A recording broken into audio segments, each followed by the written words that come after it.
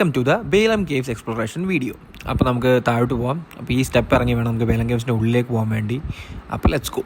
നമ്മൾ കയറി ചെല്ലുമ്പോൾ തന്നെ കാണുന്നത് ഈ ഒരു സെറ്റപ്പാണ്. അപ്പോൾ ഇതിൻ്റെ ഫോട്ടോസാണ് നമ്മൾ സാധാരണ ഗൂഗിളിൽ ബേലം കേവ്സിന് അടിച്ചാൽ നമുക്ക് കാണുന്നത്. അപ്പോൾ അത് മേളിൽ നിന്നുള്ളൊരു പാൻ ഷോട്ട് ഞാൻ എടുത്ത് വെറുതെ ഇങ്ങനെ നോക്കിയതാണ്. അപ്പോൾ ഇവിടുന്ന് എടുക്കുന്ന ഫോട്ടോസ് നല്ല കിട്ടിയില്ല വ്യൂ ആട്ടോ. ഞാൻ അതിൻ്റെ കുറച്ച് ഫോട്ടോസ് ഇവിടെ ആഡ് ചെയ്യാം, നിങ്ങൾ ജസ്റ്റ് ഒന്ന് നോക്കിക്കോ.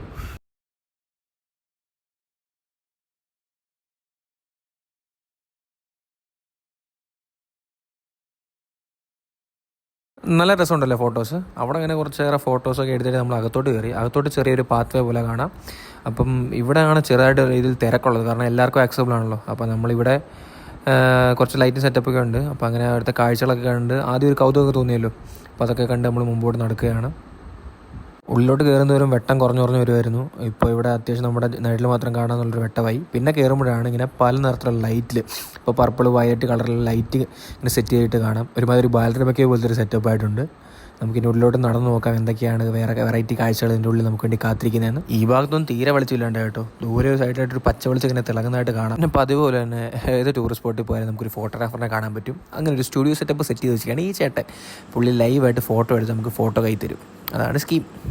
നേരെ മുമ്പോടത്ത് വലിയൊരു പാസേജ് ആട്ടോ. നമുക്ക് അങ്ങോട്ട് പോയി നോക്കാം എന്താണ് അവസ്ഥയെന്ന്. അപ്പോൾ ഇവിടെയാണ് ഒരു റെഡ് കളർ തീമിൽ ഈ ലൈറ്റിനെ മാറിക്കൊണ്ടിരിക്കുക കേട്ടോ. അപ്പോൾ ഇവിടെ വളരെ മെയിൻ്റനൻസ് കുറവായിട്ടുള്ള ഒരു ടൂറിസ്റ്റ് അട്രാക്ഷനായിട്ടാണ് ഞാൻ പൊതുവെ നാട്ടുകാർ ചോദിച്ചപ്പോൾ അവർ പറഞ്ഞത്.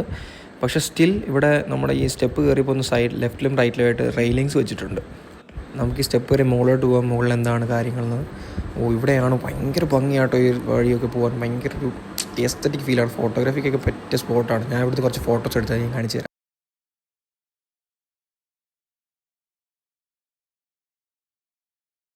നല്ല സിനിമാറ്റിക് ആയിട്ടുള്ള ഫ്രെയിംസ് അല്ലേ. ഒരു സൈൻ ബോർഡ് വരച്ച് വെച്ചിട്ടുണ്ട്. ഇടത്തെ സൈഡിലോട്ട് പോകണമെന്നാണ് പറയുന്നത്. തെലുങ്കിലായതുകൊണ്ട് എല്ലാം വ്യക്തമായി മനസ്സിലാക്കാം. എന്തായാലും ആരോ ഉള്ളതുകൊണ്ട് നമ്മൾ ആ ഭാഗത്തോട്ട് പോവാണ്. ഇവിടെ വൻ ഇരുട്ടാട്ടോ. ഫോണിൻ്റെ ടോർച്ച് തന്നെ ശരണം. ഇത്ര നേരം ഒട്ടും തിരക്കിലായിരുന്നുകൊണ്ട് നമുക്ക് സമാധാനമായിട്ട് നമുക്ക് ഫോട്ടോസും കാര്യങ്ങളൊക്കെ എടുക്കായിരുന്നു. ഇപ്പോഴാണ് ഒരു തെലുങ്ക് ഫാമിലി വന്നത്. അവർ ഒരു ലാസ്റ്റ് നമ്പർ ഓഫ് പീപ്പിൾ ഉണ്ട്. അപ്പോൾ അവർ ഈ വഴി അങ്ങോട്ട് കടക്കുകയാണ്. അപ്പോഴാണ് മനസ്സിലാക്കേണ്ടത് ഇവിടെ കുറച്ച് ടാസ്ക് ആട്ടോ. കാരണം വെള്ളമുണ്ട്, ചെളി വെള്ളമാണ്. അപ്പോൾ നമ്മുടെ ഷൂ എന്തായാലും അഴുക്കാവും. അരവിന്ദനാണ് വൈറ്റ് ഷൂ ആയതുകൊണ്ട് അവൻ ഇറങ്ങാൻ നിന്നില്ല. അവസാനം ഞാൻ അവനെ മോട്ടിവേറ്റ് ചെയ്ത് നമ്മൾ അങ്ങോട്ട് നടക്കുകയാണ്. കുറച്ച് ഡേഞ്ചർ പാട്ടാണെങ്കിലും അങ്ങനെ കഷ്ടപ്പെട്ട് ബുദ്ധിമുട്ടി വെള്ളത്തിലൊന്നും ചവിട്ടാതെ കല്ലെല്ലാം വലിഞ്ഞു തൂങ്ങി അവസാനം കരക്കെത്തി. ഇവിടെ ഒരു താഴെ ഇതുണ്ട്. അപ്പോൾ ഇവിടെ ആണെങ്കിൽ തീരെ ഹൈറ്റില്ല കേട്ടോ. കുനിഞ്ഞ് വേണം പോകാൻ, അല്ലാതെ ഒരു നിവൃത്തിയില്ല. ചെന്നതോ കുറ്റാക്കൂരിട്ടിലോട്ട്. പിന്നെ ഇവിടുത്തെ മറ്റൊരു പ്രശ്നമാണ് ഒടുക്കത്തെ തെന്നൽ കേട്ടോ. തെന്നി ഒരു പരിവായി. വെള്ളമൊക്കെ പിടിച്ചു പോ.